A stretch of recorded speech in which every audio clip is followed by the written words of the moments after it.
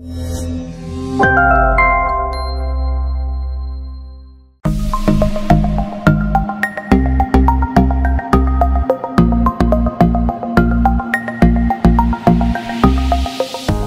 seniman tampil ekspresif dengan medianya masing-masing sambil membentuk kolaborasi yang saling melengkapi saat perform di Jati Jagat Kehidupan Puisi Renon Denpasar. Kolaborasi seniman tersebut diadakan oleh Jati Jagat Kehidupan Puisi atau JKP, bekerja sama dengan Bali Mangsi Foundation dan Dermaga Seni Buleleng atau DSB pada Sabtu 26 Juni 2021. Meski asyik mengerjakan karya masing-masing, mereka tampil menyatu dalam bentuk happening art mulai pukul 17 hingga 20 waktu Indonesia bagian tengah. JKP ini suatu komunitas pencinta puisi ya. Pada awalnya kita mantan-mantan sanggar minum kopi dulu, ada sanggar sastra di Denpasar ini sekian tahun, berpuluhan tahun nggak aktif. Dan sekitar tahun 2014 itu 2014 mungkin kita kumpul-kumpul lagi, kemudian teman-teman sepakat untuk membangkitkan lagi komunitas sastra khususnya pecinta puisi, event yang menghadirkan bukan hanya penulis puisi tapi juga perupa dan pemusik, di mana ketiga cabang seni ini senimannya akan berkolaborasi di sini hari ini, sore ini sampai malam. Jadi seniman itu selama ini ada banyak yang melakukan kolaborasi, tapi lebih banyak lagi yang asik dengan dirinya sendiri. Apalagi di masa pandemi ini ya, kita diharapkan diam di rumah. Akhirnya waktu itu saya Februari 23 Februari meluncurkan suatu buku yang berkolaborasi antara perupa dan penyair. Saya menulis puisi dari lukisan-lukisan Made Gunawan. Bukunya namanya Gajah Mina, dan Prof. Dharma Putra menyebut itu sebagai suatu pesatmia. Jadi lebih dari kolaborasi estetik, melebihi itu. Jadi semacam penyatuan gagasan, karya, dan melahirkan sesuatu yang blended, yang sangat menyatu. Nah, itulah yang ingin saya lebarkan lagi dengan mengajak pemusik. Tentu saja perupa, tetap intinya perupa dan penyair, puisi, karena puisi itu adalah inti dari komunitas ini ya, inti kesatuan dan kehidupannya puisi. Kemudian puisi itu mungkin diterjemahkan menjadi lukisan, atau lukisan diterjemahkan ke puisi, musik diterjemahkan ke puisi, musik diterjemahkan ke lukisan. Jadi di sini akan ada kolaborasi, saling berinteraksi, saling respon. Karena kepekaan seorang seniman itu terhadap lingkungan ataupun aktivitas sesama seniman lain.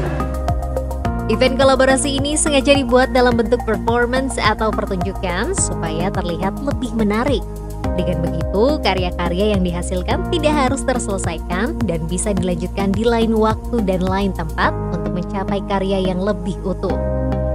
Sementara itu, Hartanto yang merupakan pendiri dari Bali Mangsi Foundation menjelaskan, di saat pandemi ini kreativitas seniman tidak boleh terhenti. Ia menuturkan selain untuk memotivasi diri sendiri, adanya kreativitas seni juga untuk memotivasi masyarakat. Di saat pandemi, nampaknya kreativitas tidak boleh terhenti. Seperti yang digagas oleh Ibu Gubernur dengan pameran virtual, akhirnya dinamika kreativitas, dinamika ekonomi hidup. Nah, teman-teman juga ingin bergerak seperti itu, bahwa kreativitas nggak boleh mati dalam keadaan seperti ini. Kebetulan beberapa ini kan ada dokter, ada profesor, ada seniman, jadi semua bergabung, saling merespon satu sama lain untuk memunculkan kreativitas yang baru.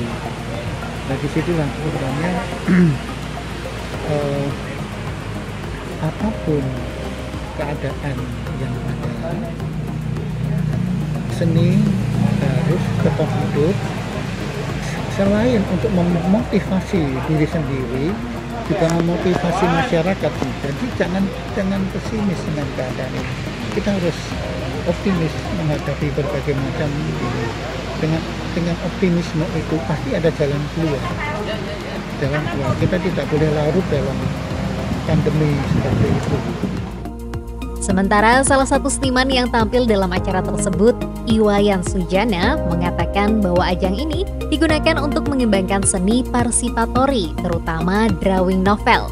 Dalam penampilannya, ia mendrawing novel, kemudian diserahkan kepada beberapa sastrawan untuk nantinya direspons kembali melalui kata, kalimat, atau frasa terkait dengan visual yang ia berikan sebelumnya. Kesempatan ini saya pergunakan untuk memperkaya seni partisipatori, terutama drawing on novel. Jadi drawing on novel itu saya mendrawing itu memanfaatkan novel bekas. Novel bekas ini saya anggap artwork yang mewakili sastrawan. Jadi saya ingin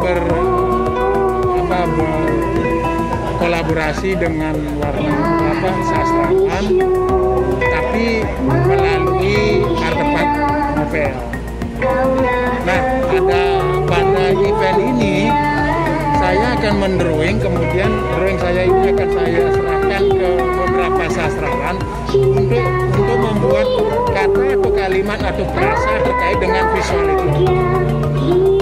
Nah, ini nanti saya akan olah menjadi grafik, karya grafis yang ada beberapa edisi. Untuk ada semacam konsep memonumenkan peristiwa. Acara ini ditutup dengan pidato dari Guru Besar Sastra Universitas Udayana, Profesor Inyoman Darmaputra. Paras-paros itu kan pengertiannya adalah saling asah, saling asuh untuk mendapatkan satu hasil yang disepakati bersama. Jadi saling memberi, saling menerima, saling mengalah demi kemenangan. Yang penting segalanya serasi, selaras dan seimbang. Itu paras-paros. Dalam bahasa yang biasa kita sebut, paras-paros itu juga merupakan bentuk dari kolaborasi. Tidak mungkin ada kolaborasi kalau hanya ada paras. Tidak mungkin ada kolaborasi kalau hanya ada paros. Tetapi kalau sudah ada paras-paros, disitulah ada kolaborasi. Hasil dari kolaborasi itu, hasil dari paras-paros itu adalah sebuah pasatmia. Sekarang saya akan mencoba mengibaratkan apa yang kita lakukan malam ini sebagai satu kegiatan ritual dalam tradisi Bali. Di dalam tradisi Bali, kapanpun ada upacara atau yatnya yang madya atau lebih tinggi sedikit, kita selalu mendengarkan 5 suara yang disebut dengan panca suara.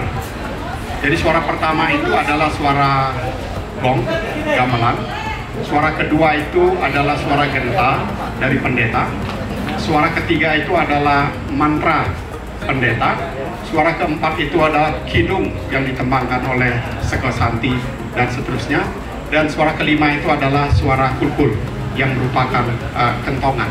Disitulah sebuah paras-paros, sebuah kolaborasi terjadi, sehingga upacara itu adalah proses bersatunya unsur-unsur yang kemudian bisa kita sebut sebagai pasatmia. Acara ini melahirkan satu bentuk bersatunya unsur-unsur kesenian. Bersatunya unsur-unsur kesenian.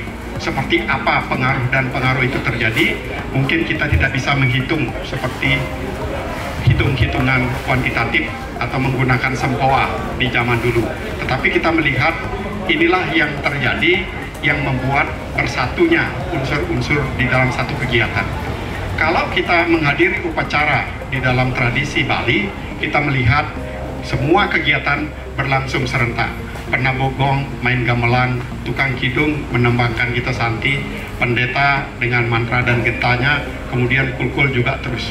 Bentuk-bentuk seperti itu juga kita lihat di sini tadi. Jadi persis ketika acara berlangsung, ada yang makan, ada yang ngobrol, ada yang tepuk tangan. Mungkin tepuk tangan itu bisa diibaratkan sebagai kulkul, kalau bisa diumpamakan seperti itu. Kemudian lagu, musik tadi adalah semua unsur-unsur yang kelihatan berbeda, tetapi sebetulnya berkaitan satu sama lainnya. Kemudian sekarang saya mencoba menyampaikan tentang kolaborasi. Sebetulnya apa yang terjadi malam ini sebagai bentuk kolaborasi bukanlah untuk mengatakan bahwa ini adalah hal baru, tetapi mengingatkan bahwa hal seperti ini sudah merupakan esensi dari kehidupan berkesenian. Jadi dari dulu memang kesenian-kesenian kita itu berada dalam apa yang saya sebutkan dengan keniscayaan intertekstualitas. Jadi keterkaitan yang tidak mungkin diabaikan. Kita bisa melihat hasil-hasil karya seniman, sebutlah Maestro Garis, tadi disebutkan I Gusti Nyoman Lempat. I Gusti Nyoman Lempat, kalau kita amati lukisnya beberapa, ada tentang kisah Nidya Tantri atau Pedanda Bake, ada juga lukisan tentang Brayut. Dan lukisan Nyoman Lempat itu tentu semua orang tahu adalah respon terhadap karya sastra Nidya Tantri atau Geguritan Brayut. Jadi itu sudah terjadi, hanya saja itu mungkin terjadi secara tidak langsung, bukan dalam bentuk perayaan seperti yang kita lakukan sekarang ini.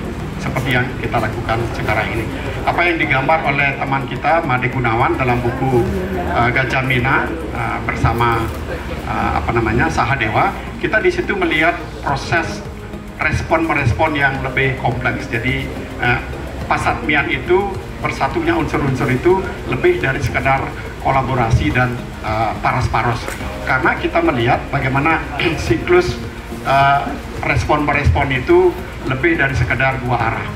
Jadi Made Gunawan melukis Lubedake, kemudian ada lukisan Lubedake, Sahadewa membuat saja Lubedake, padahal kita tahu Lubedake itu adalah kisah mitos dari